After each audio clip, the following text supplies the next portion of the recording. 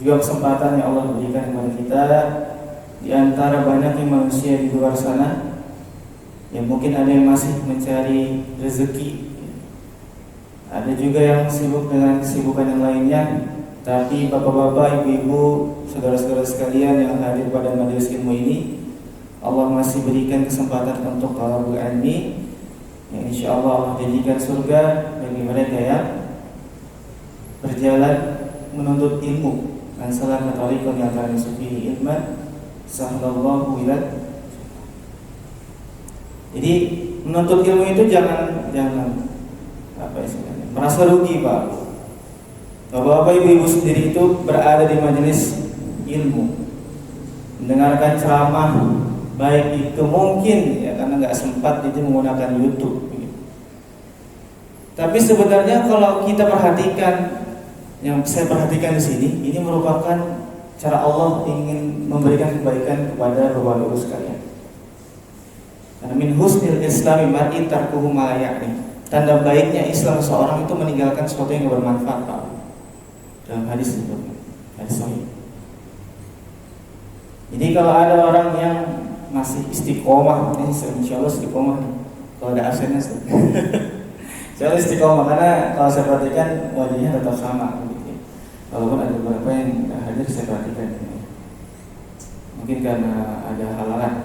Jadi insya Allah ini bermanfaat dan menjadi kemudahan kepada Bapak Ibu sekalian, jamaah sekalian untuk mendapatkan syurga dari Allah Subhanahu wa taala. Kemudian selawat serta salam semoga senantiasa terlimpahkan tercurahkan kepada uswatun hasanah kita, yaitu Nabi Muhammad SAW beserta keluarganya, para sahabatnya, dan insya Allah sampai kepada kita sekalian selaku umat yang berusaha istiqomah menghidupkan sunnah-sunnah yang diwajibkan. Jemaah sekalian yang dirahmati Allah Subhanahu wa taala, mohon maaf sebelumnya ya, tidak menggunakan slide gitu ya. Karena memang saya baru sampai dari Jogja menemani santri kegiatan Merhidatul Ilmiah, santri Darul Arqam Sawangan Depok. Jadi selama 4 hari kurang lebih kemarin, dari hari Senin, Selasa, Rabu, Kamis, hari Kamis itu baru sampai malam. Jadi pagi, bahkan pagi tadi jam 3-an, jam 3 kurang lebih saya baru sampai. Paginya dapat atau siang kalau tadi dapat WA dari saudaranya untuk misi maghrib. Ya, alhamdulillah Allah masih memberikan kesempatan saya untuk hadir pada malam hari ini, pada sore hari ini, untuk semoga apa yang saya sampaikan ini bisa bermanfaat untuk Bapak Ibu sekalian. Sebelumnya, tentu tidak bosan-bosannya saya mengingatkan untuk kita senantiasa meningkatkan ketakwaan kita kepada Allah Subhanahu wa taala.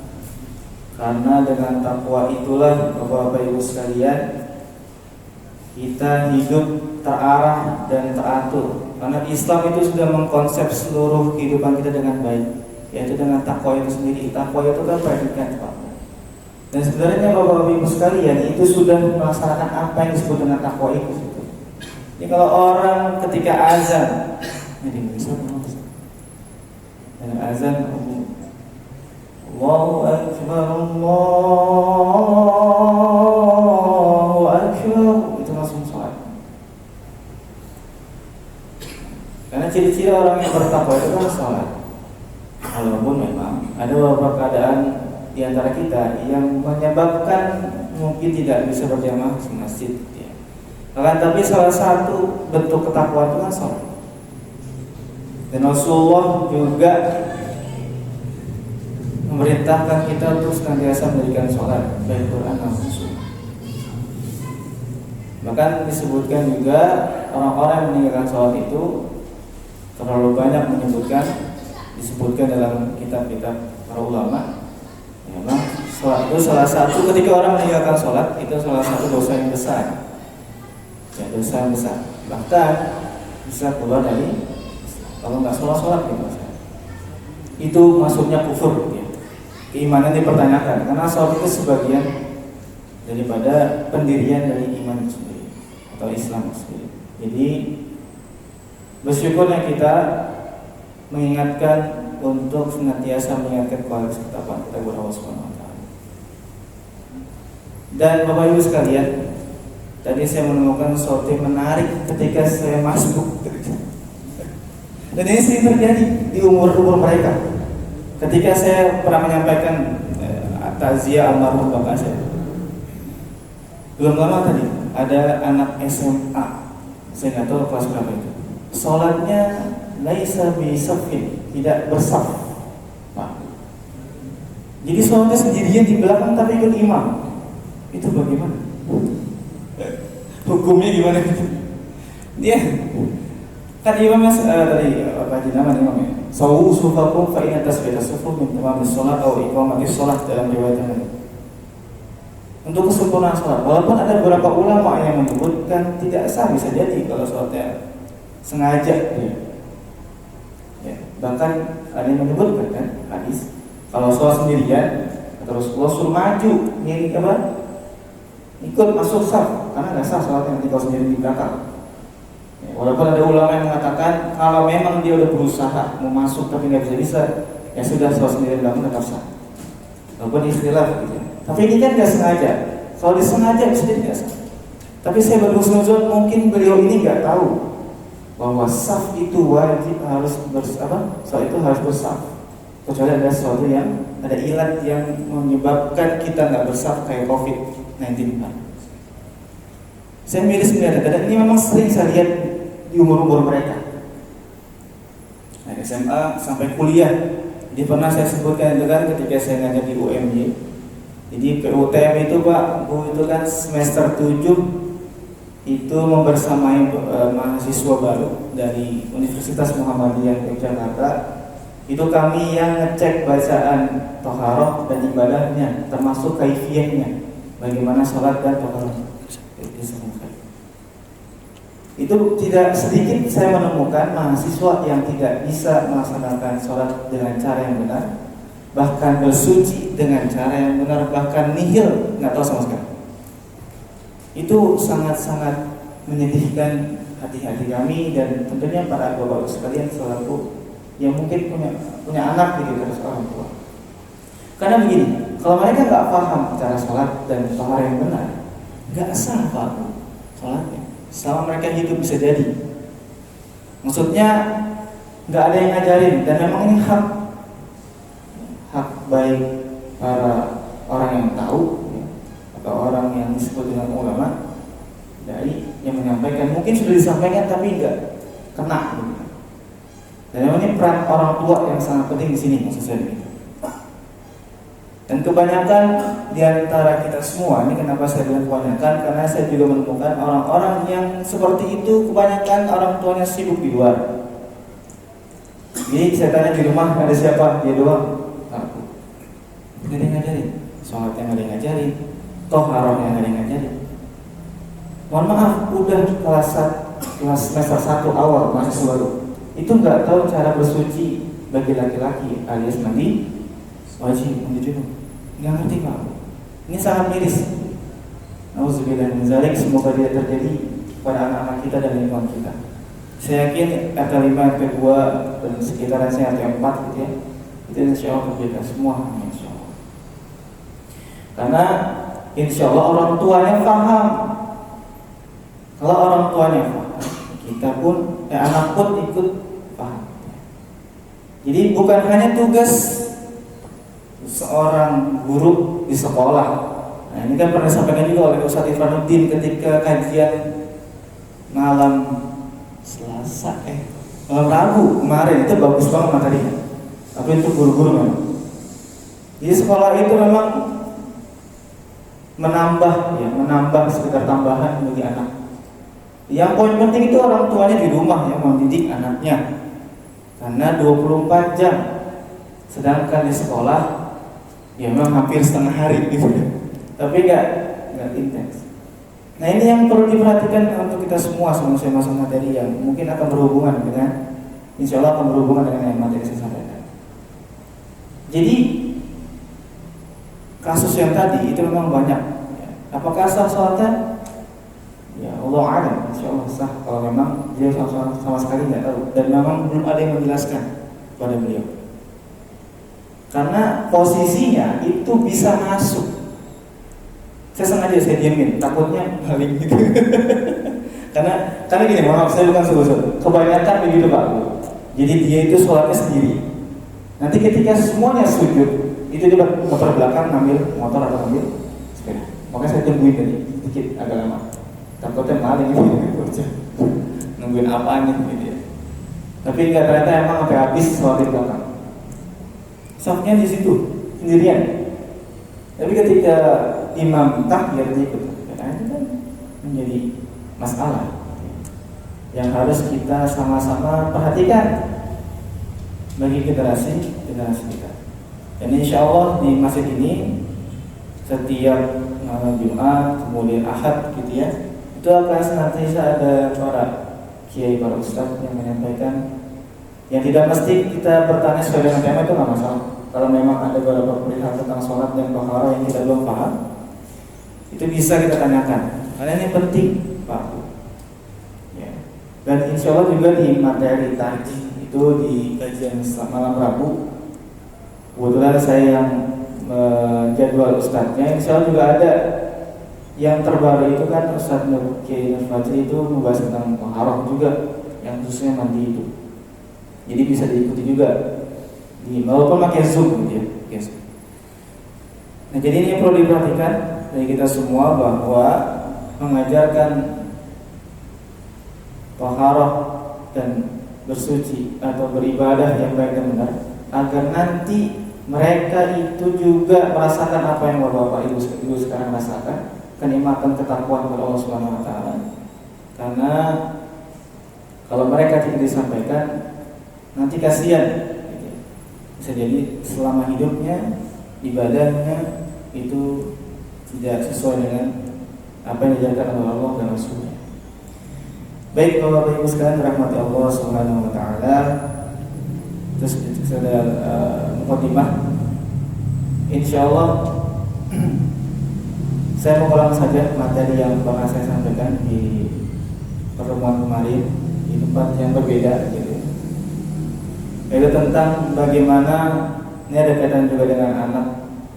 Bagaimana ketika seseorang itu telah tiada, maka ada amalan yang tidak akan terputus-putus pahalanya sampai kita nanti di yaumul hisab berhenti.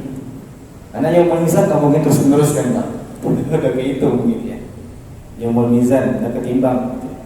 Itu nggak habis-habis sampai ada 3, ada dalam hadis riwayat Muslim juga disebutkan, idza matal insan, jika seorang manusia itu mata yamutu, wafat. Al-insan itu kan singkat saja banyak disebutkan manusia dalam Quran. Ada al-insan, ada al-basyar, ada apa lagi? An-nas, ada al-ins, kemudian apalagi itu ya dan sebagainya. Kalau al-insan ini fokusnya ke aktivitas. Jadi izamat al-insan, jika seorang manusia itu wafat dari segala aktivitas beramal solehnya, in qata'a anhu illa min salasah, terputuslah seluruh amalnya. Atau dalam redaksi yang lain, in qata'a amaluhu illa min salasah, ini terputus amalnya kecuali 3. Sedekah, yang pertama sedekah jariyah. Sedekah jariyah ini kan banyak bisa dimaknai. Ada juga dengan materi, dengan ilmu dan tenaga bisa jadi. Jadi kalau kita misalnya ada dalam grup masjid gitu ya, untuk gotong royong atau setiap kali ada kegiatan di masjid kita bantu, sudah ini sedekah jariyah. Kalau memang kita istiqomah, dimaknai dengan makna yang sangat luas. Kemudian juga sedekah jariyah ini kan ada kaitannya juga dengan ilmu bermanfaat yang kami sebutkan. Karena kebanyakan kita itu terlalu sibuk dengan urusan dunia, bahkan mencari penghidupan dunia sehingga lupa bahwa ada yang harus kita jadikan bekal untuk akhirat nanti. Kalau kita perhatikan sekarang dunia itu kan memang menuju pada batas akhirnya. Kalau saya perhatikan memang dari mulai kemaksiatan yang sangat mudah kita lihat, perhatikan ya. Dari mulai kebenaran yang mulai dipermutarbalikkan, yang harusnya benar malah jadi salah jadi benar. Kemudian banyak kecurangan-kecurangan dan sebagainya. Ini dalam hal konteks yang sangat luas. Jadi orang itu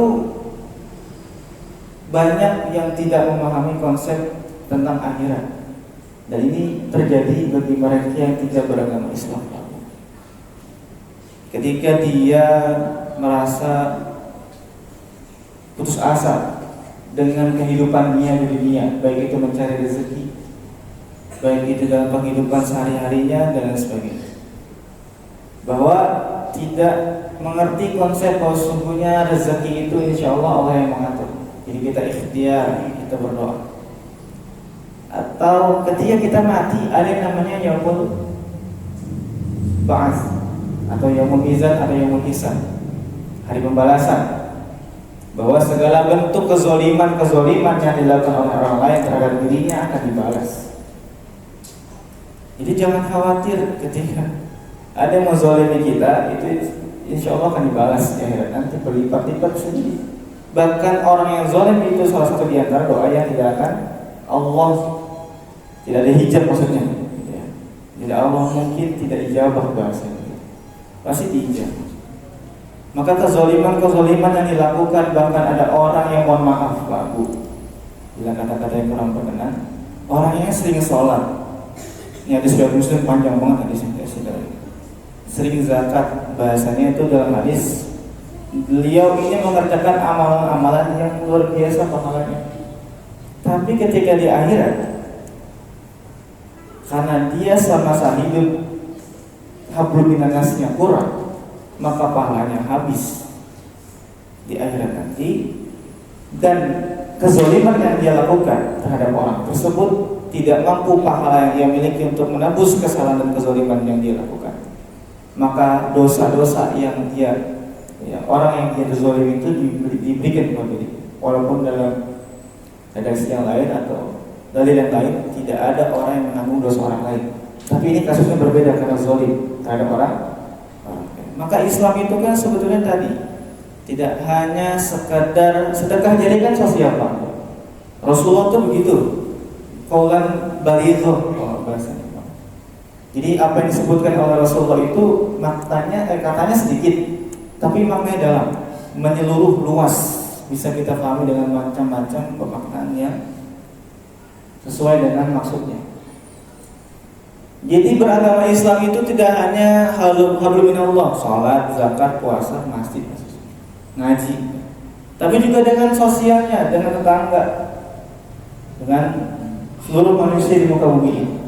Kita peduli, kita sedekah, maka disebut juga sedekah jariah. Ada yang bangun rumah sakit misalnya, ada yang mau beasiswa sekolah kita berikan, dan seterusnya. Jadi tidak hanya cerdas secara spiritual, tapi cerdas secara sosial. Karena ada orang yang cerdas secara spiritual, dia di akhirat celaka karena tidak cerdas secara sosialnya. Walaupun banyak faktor lain yang menyebabkan, tidak hanya kan misalnya gini, tapi orangnya begini, itu kan hal yang lain. Intinya kita tetap berikhtiar untuk menjadi manusia yang bersosialisasi dengan baik, bersosialisasi dengan baik. Jadi berislam itu tidak hanya sekedar ibadah di masjid, di majelis ilmu, dimanapun yang di situ ada kajian ataupun praktek ibadah, karena ibadah itu konteksnya mungkin sedang safar gitu ya. Karena kemarin saya ketika di daerah mana tuh ya, lagi sholat Pak, Allahu Akbar, kita kan jamak takdim qasar, Sholat maghrib, isya'nya dimajukan ke maghrib karena kita itu sampai pas waktu maghrib, maka isya'nya yang ditarik. Begitu kaidahnya. Kalau Pak, misalnya kita itu berangkat sebelum maghrib sampai ke tempat itu isya, maka maghrib yang ditarik ke isya. Jadi jamak tak? Begitu kaidahnya. Nah, ketika sampai sana itu lagi sholat. Ini maksudnya secara sosial gitu. Jadi fikih itu luas Pak Bu. Jadi jangan terlalu sempit belajar fikih. Singkat cerita, kita sedang melaksanakan sholat, selesai sholat, kemudian sholat isya 2 rakaat, salam. Ketika salam, makmum imam menyebutkan Assalamualaikum warahmatullahi, Assalamualaikum warahmatullahi. Itu kan banyak riwayat, ada yang wabarakatuh, ada yang warahmatullahi gitu ya. Yang kebetulan imam yang di Darul Arqam warahmatullahi. Walaupun sudah Pak Khairuddin juga ada bacaan yang kayak ikut ke rihlat. Belum selesai salam saya Pak, masih begini nih. Jadi kan ada yang memang menyebutkan salam pertama itu yang sudah cukup untuk salam. Tapi kita kan sampai akhir. Belum selesai salam, itu lewat jamaah dari Sumedang kalau salah. Mana kencang banget pakai speaker. Maksud saya gini, memang kita itu kan bergantian salat, tapi tunggu dulu selesai salam baru masuk. Ini saya sebelum selesai salam udah masuk. Udah gitu pakai toa. Udah gitu saya diomongin lagi salat. Dia mah sholatnya gak pakai basmalah, begitu pakai bahasa Jawa. Jadi agak khusyuk saya Pak. Jadi ya Allah ya. Maksud saya kan bisa bahasa Jawa gitu Pak. Lagi sholat baca Al-Fatihah. Alhamdulillahirabbil alamin, Ar-Rahmanir Rahim. Lagi enak kan dengar itu ya. Jadi datang dia pakai toa gitu, pakai toa. Yo, jamaah takdim. Oke, masih ingat. Nah, belakang nggak saya sholat, ada imamnya sholat. Lagi, kita semalam disebutkan kitab itu. Oh, disebutkan kitabnya ini masih pakai basmalah. Kemudian sujudnya saya berasa lagi praktek ujian. Saya berasa lagi sholat tapi lagi ujian gitu ya, lagi ruku di komen ini. Lagi takbiratul ihram, tangannya di komen ini. Jadi setiap sholat saya kok lagi ujian. Terus salam selesai lewat. Belum selesai baru salam pertama gitu. Belum lewat lagi, belum lewat. Tangan saya nggak gitu buat sebelum ini. Mungkin saya nggak batal sholatnya. Salam, ya saya kan semuanya ada kesal semua sebenarnya itu. Maksudnya ya nggak pantas gitu. Terus bangkit Pak Khairuddin ya PCM ya. PCM Sawangan itu lagi sholat masbuk Pak, lewat saya tarik bapaknya. Pak sabar dulu lagi bahasa Arab, saya keceplosan. Itu ngerti nggak tuh? Isbir sedang isbir mundur. Lagi sholat lewat, saya nggak ngerti apa yang menjadi masalah gitu ya. Apakah karena perbedaan fikih jadi bermusuhan? Karena nadanya sangat tidak suka rasanya.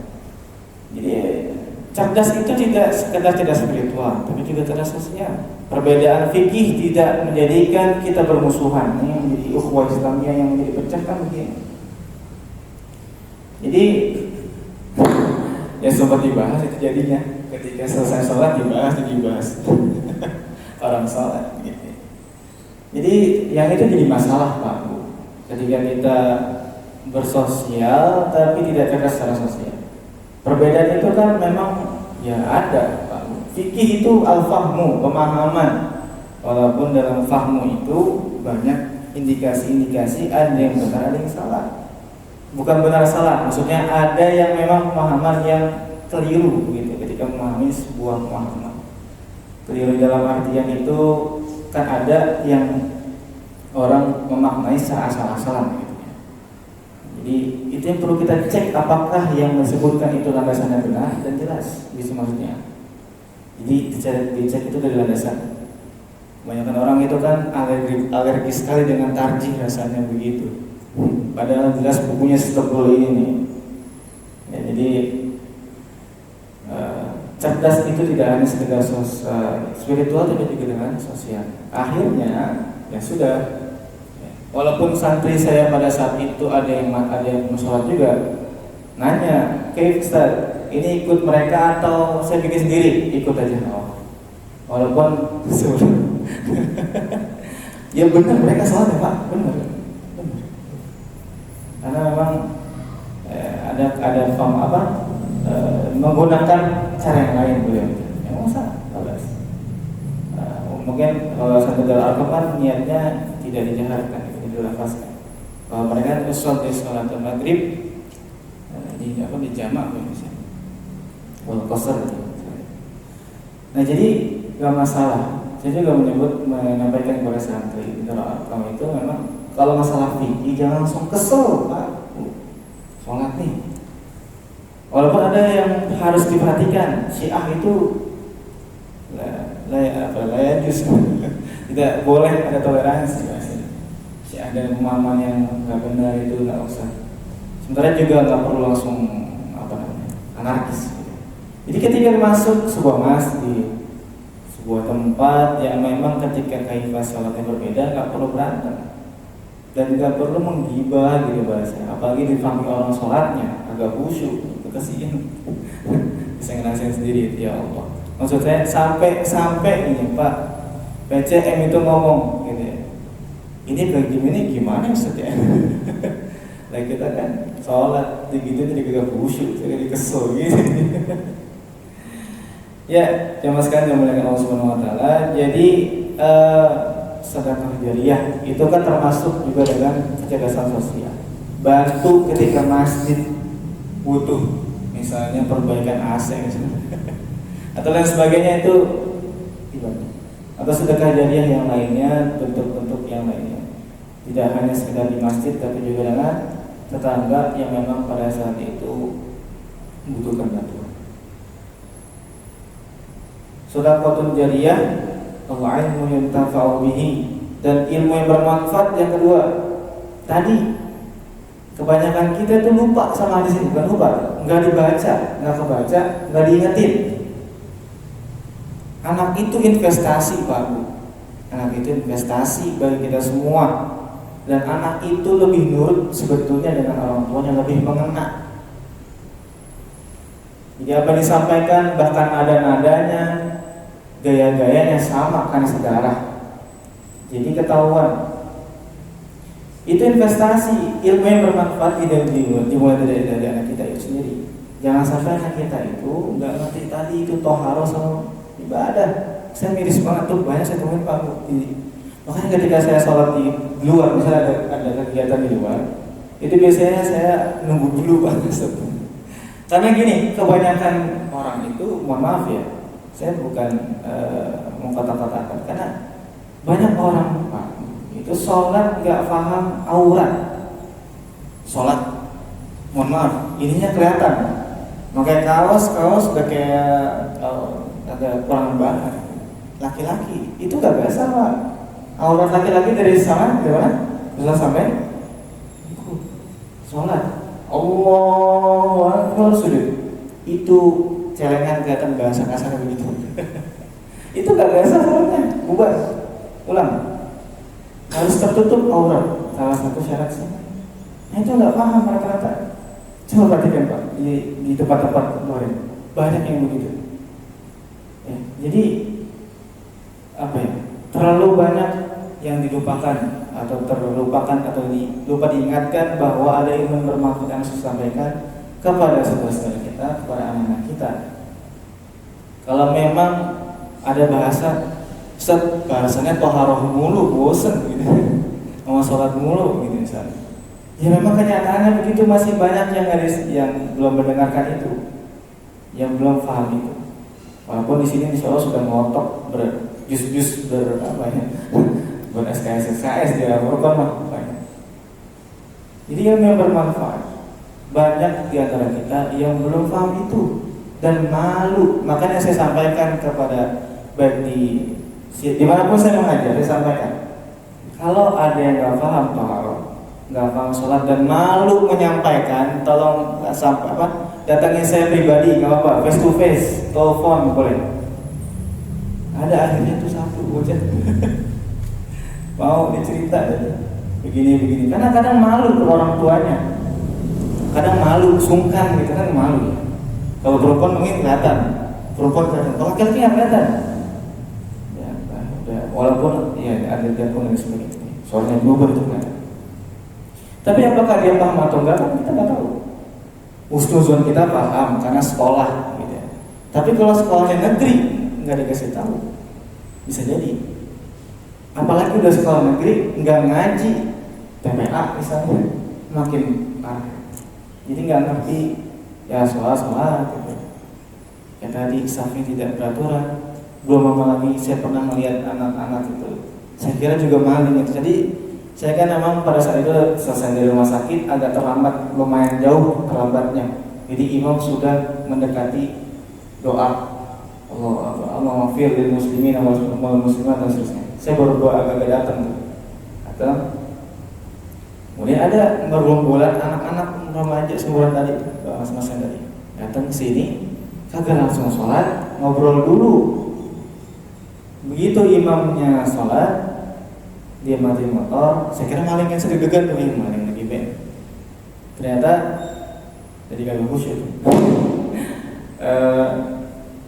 Ngambil wudhu, nggak keburu ruku, itu nggak sholat, langsung muter balik pergi pulang. Nah, ini kan yang jadi mirisnya seperti itu, tidak paham kaifiyah pentingnya sholat Jumat, maksudnya begini. Dia kira mungkin sholat Jumat, ya udah kalau ketinggalan nggak apa-apa dah, pulang aja, gitu. Bukan begitu, sholat ada kaifiyah masbuknya. Walaupun para ulama ikhtilaf. Jadi inilah yang disebut dengan ilmu yang bermanfaat yang harus disampaikan. Maka mestinya bersyukur Bapak Ibu sekalian, diingatkan bagi diri saya pribadi juga untuk senantiasa menyampaikan kepada anak-anak kita tentang bagaimana ketakwaan itu dari sisi toharo, dan takwa itu kan taat, patuh. Ini Allah bilang bersuci, Allah bilang sholat ya sholat. Dan tata caranya ada, tidak bikin sendiri. Ya, tidak bisa kita bikin kaifiyah sendiri. Ada sholat subuh kedikitan bikin 3 nggak bisa. Nah, ya juz. Batal sholat. Jadi itu yang kedua, ilmu yang bermanfaat. Sampai itu belum kan? Iya, sama. Yang ketiga, awal dan soleh yang Allah. Anak yang soleh atau solehah yang mendoakan kedua orang tuanya. Orang tuanya, ulama juga sering menyebutkan. Karena bahkan di ilmu psikologi juga ada anak UI nggak di sini? Jurusan psikologi. Koreksi tolong ya. Jadi memang secara psikologi itu anak meniru. Bahkan Quran juga jelas laqad kana a'udzubillahi minasyaitonir rajim, laqad kana fi rasulillahi uswatun. Innama bu'ithtu liutammima makarimat akhlak. Jadi uswatun hasanah baik dari sisi akhlak atau dari sisi yang lain. Jadi uswah butuh teladan yang dia lihat, yang dia tiru dari gaya-gayanya, suaranya, gaya rambutnya, warnanya, pakaiannya, gaya geraknya dan sebagainya. Jujur, bahkan saya ceramah ini pun nada-nadanya ikutin penceramah yang lain. Dan Bapak Ibu sekalian, saya yakin juga begitu. Ngelihat kendaraan nih, bagus nih Raffi Ahmad pakai motor ini, pengen ikut begitu, emang begitu fitrahnya. Butuh tren, butuh uswah, contoh. Nah inilah yang penting. Ketika anak itu soleh, maka akan mendoakan orang tua. Dari mana soleh itu? Dari kedua orang tua. Walaupun ada kasus lain, misalnya yatim piatu. Nah itu kan kasus lain. Tapi juga menjadi perhatian tadi saya sampaikan ilmu yang bermanfaat. Jadi 3 amalan ini saling berkaitan. Tidak hanya satu dipisah satu enggak, berkelanjutan. Jika ada orang mungkin tadi gitu ya, posisinya tidak ada orang tua di sana, maka peran guru, peran tetangga atau peran ustadz atau siapapun di lingkungan dia untuk menyampaikan yang benar dan yang salah. Jadi anak yang soleh itu kan dibentuk dari salah satu di antara adalah kesalahan orang tuanya. Dimulai dari tadi mencontohkan menjadi uswah bagi anak-anaknya, baik untuk sholat dan sebagainya. Karena ada bahasa begini, ini Ustaz Adi Hidayat yang cerita sebenarnya. Dan memang begitu. Saya juga sering menemukan maaf untuk tarik tadi. Dulu saya Jawa Timur tuh santrinya, saya kira Budi saya Budi, santri di mana? Di Jawa Timur itu kan Pondok Muhammadiyah di Trenggalek. Saya pengabdian tahun pertama itu di sana, Pak. Seluruh santrinya itu korban dari Palu, Sulawesi.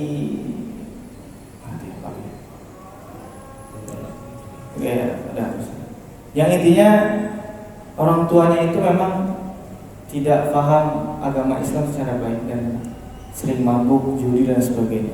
Akhirnya masuk pondok, sholatnya bercanda, Pak. Sholat Allahu Akbar, sholat ngobrol, Pak. Kemudian ada yang diajak ngobrol, kan, ada yang ditanya namanya siapa, kemudian jawabannya yang lain. Itu kan orang tuanya mencontohkan yang buruk-buruk karena terlalu banyak minum. Ada yang begitu. Jadi mencontoh dia dan menganggap itu baik dan benar. Itu yang baik. Baik, mungkin itu yang dapat saya sampaikan. Sudah masuk azan. Jadi 3 amalan ini insya Allah akan senantiasa terus-menerus mengalir kepada kita. Jika kita ikhlas tentunya melaksanakan amalan-amalan ini. Saya kira itu yang dapat saya sampaikan. Semoga bermanfaat baik untuk saya pribadi maupun jemaah sekalian. Saya doakan semoga kita semua senantiasa istiqomah untuk bermajelis ilmu, diberikan kesehatan, diberikan kelancaran rezeki, kemudian diberikan segala kemudahan dari urusan-urusannya, baik itu urusan pribadi maupun urusan keluarganya. Yumkin hadza minni syukrun ala husni ihtimamikum wallahu a'lam bishawab. Kebenaran datang dari Allah Subhanahu wa taala, kesalahan datang dari saya pribadi. Wallahu musta'an. Astagfirullah li wa lakum. Assalamualaikum warahmatullahi wabarakatuh.